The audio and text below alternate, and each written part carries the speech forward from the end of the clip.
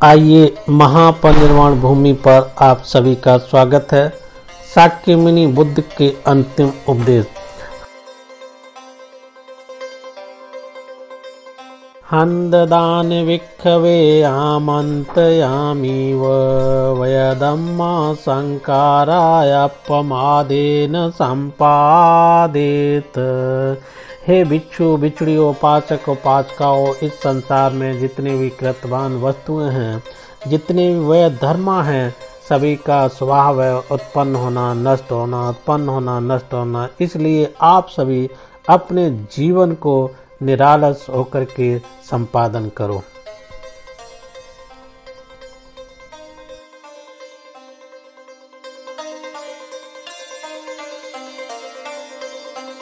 आइए धम्म यात्रा शुरू करते हैं पावानगर से। भगवान बुद्ध राजगिरी से वैशाली होते हुए पावानगर आम्रवन में पहुँचे और यहीं पे भगवान बुद्ध चुंद द्वारा अंतिम भोजन किया। उसके बाद भगवान बुद्ध को अतिसार का रोग हुआ और वहाँ से 6 मील पश्चिम कुकुत्था नदी के लिए प्रस्थान किए।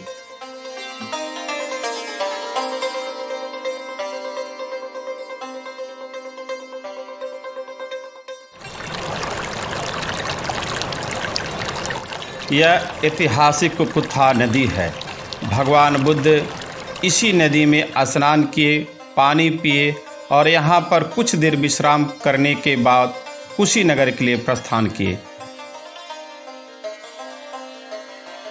यह पवित्र स्थल माता कुल, जहाँ तथागत ने अंतिम विश्राम और अंतिम जल ग्रहण किया।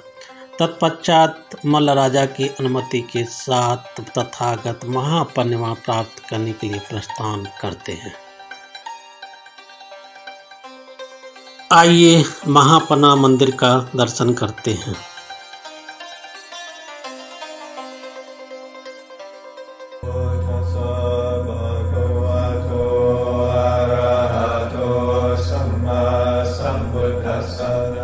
शाक्यमुनि बुद्ध की महापरिनिर्वाण मूर्ति, जो कि दीन नामक कलाकार और हरविल सेठ द्वारा निर्मित की गई, इसकी लंबाई 6.10 मीटर लंबी है।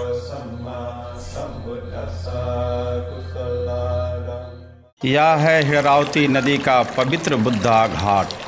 भगवान बुद्ध का महापरिनिर्वाण हो जाने के बाद इसी नदी के जल से भगवान को स्नान कराया गया।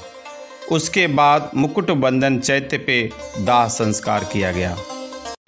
रामाभार वह पवित्र स्थल जिसको मुकुट बंधन चैत्य के नाम से भी जानते हैं।